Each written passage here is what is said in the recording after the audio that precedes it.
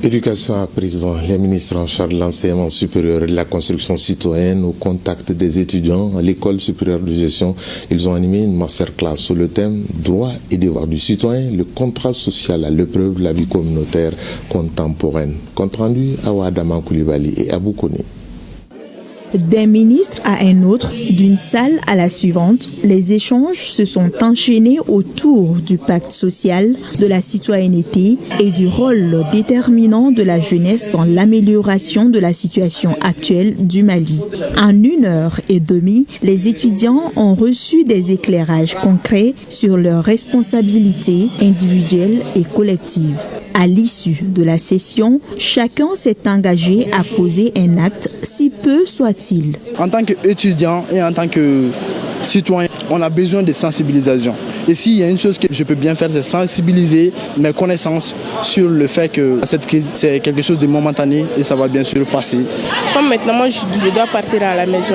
Quand je vois quelqu'un, il n'a pas d'essence, si j'ai un peu d'essence, je peux lui donner ou bien prendre quelqu'un, l'amener là où il veut, si c'est sur ma route. La masterclass a suscité une forte curiosité, pleinement satisfaite par la qualité des interventions. Une nouvelle réussite pour la mission éducative. Les étudiants, on les a vus, étaient très actifs, très intéressés à échanger avec nous. Des comportements qui sont attendus de la part de la jeunesse. L'engagement, la patience, le patriotisme, que toute la jeunesse doit être mobilisée. C'est ce qui permet au pays très rapidement de surmonter ces difficultés-là. Lancée en mars dernier, l'initiative vise à inculquer des modules sur la citoyenneté dans les universités publiques et privées durant l'année universitaire 2025, afin de renforcer l'engagement des étudiants dans la refondation du pays. De sacrifier leurs droits pour... Un mot de santé pour renforcer la collaboration entre les médias et le secteur de la santé. L'Office national de la santé et de la reproduction, l'ONASR, organise un concours avec la nuit des médias intitulé Amis de la santé et de la reproduction, prévu le 19 décembre prochain. Pour l'occasion, les professionnels de la presse écrite en ligne, la radio et la télévision vont rivaliser du 20 novembre au 5 décembre prochain. Les journalistes devront réaliser des reportages portant sur la santé de la reproduction. Le point, c'est avec Adam Maïga. L'Office national de la santé de la reproduction ONASR, en collaboration avec ses partenaires, lance un appel à candidature pour la nuit des médias intitulé Amis de la santé de la reproduction. Cet événement vise à récompenser les meilleures productions médiatiques. L'objectif, contribuer à la sensibilisation et à la promotion de la santé de la reproduction au Mali. Cette nuit est organisée pour célébrer une cause noble, la protection de la vie des femmes et des enfants du Mali. Toutes les vies comptent. Plus de 300 productions portant sur la santé de la reproduction sont entendues durant les 15 jours de concours, qu'elles soient de la presse écrite ou de l'audiovisuel. Vos productions, à travers la nuit des médias, ces productions qui doivent démystifier tout ce que nous considérons comme tabou. L'utilisation, par exemple, de la contraception, l'espacement des naissances, dénoncer les avortements clandestins, valoriser le travail des sages-femmes. Un bon reportage de Novembre Bleu peut être apprécié. Donc, encourager l'excellence journalistique et l'innovation dans le traitement de ces thématiques que vous allez développer. Les candidats retenus seront dotés des matériels de travail et des trophées symbolisant l'excellence. Ils seront également invités à rejoindre le réseau des journalistes spécialisés en santé de la reproduction, avec à la clé des opportunités de formation et d'accompagnement. Je vous amène maintenant sur le long des rails à Kita, dans la capitale de l'Arachide, où s'est tenu un atelier bilan de l'UNICEF.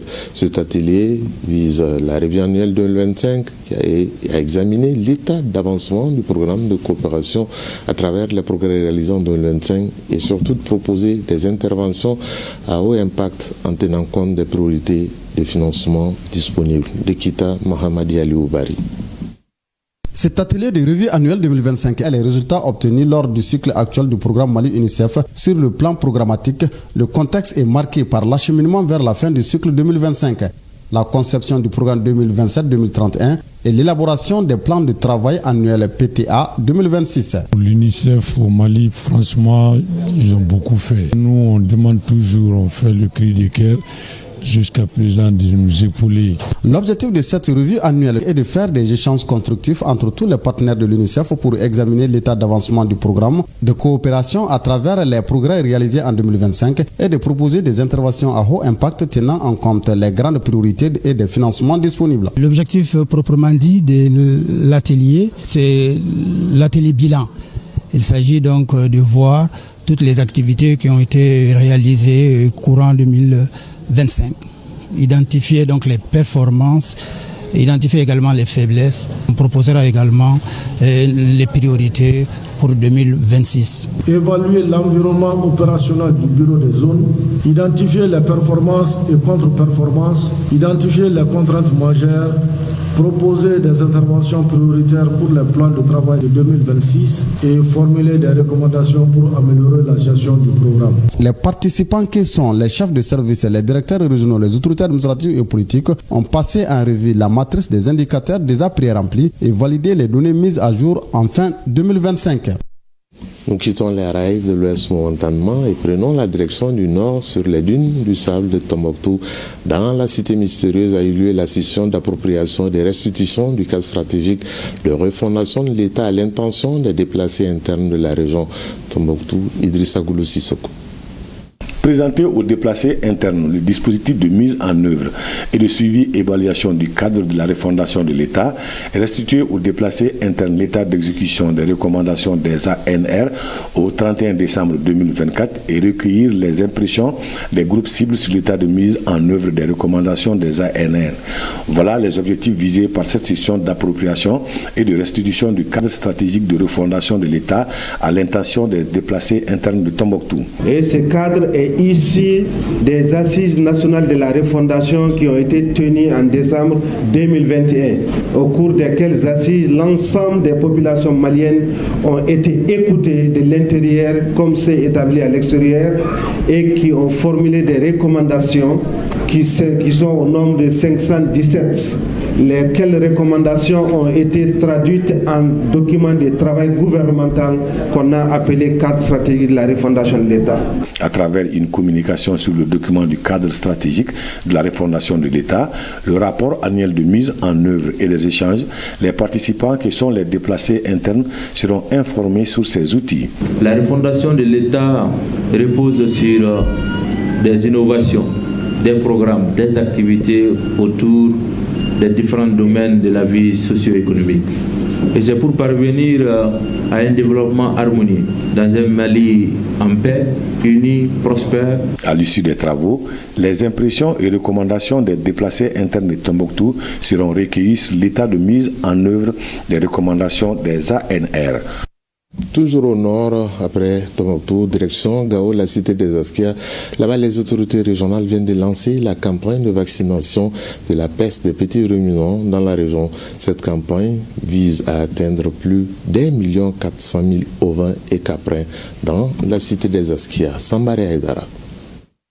C'est à l'issue de la présentation d'une note technique par la Direction régionale des services vétérinaires que les autorités régionales ont procédé au lancement de cette campagne spéciale de vaccination de la peste des petits ruminants. Pasteur, agro-pasteur et partenaire de l'élevage, je vous invite à faire de cette campagne une réussite nationale.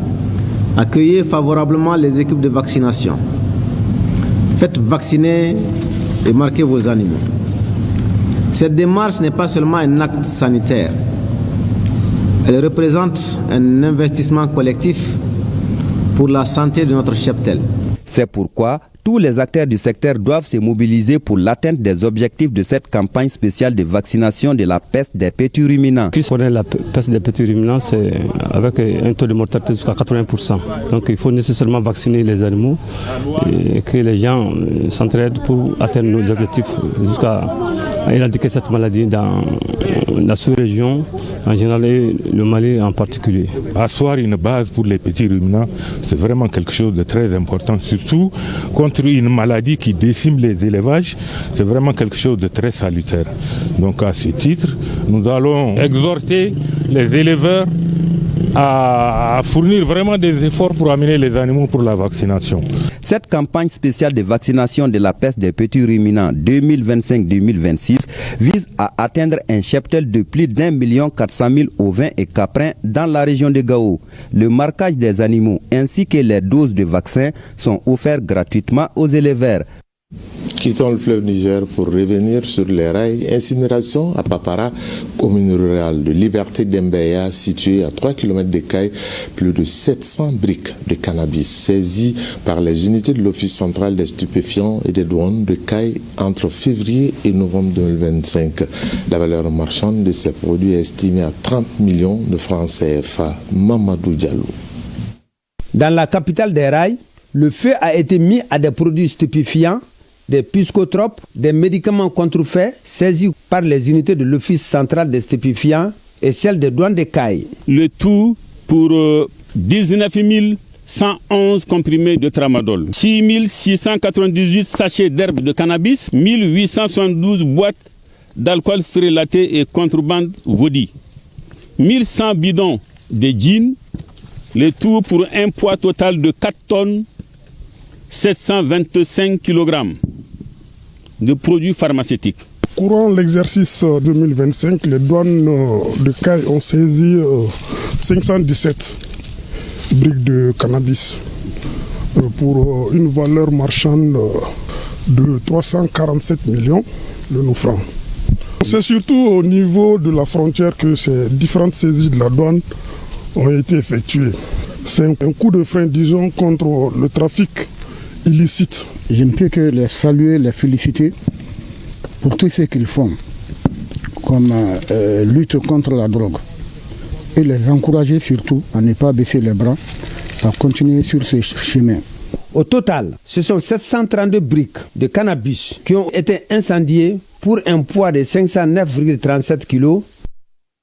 Pendant ce temps, dans le Méguétan à Koulikoro, à Tombouctou et Dioïla, célébration de la journée mondiale des toilettes.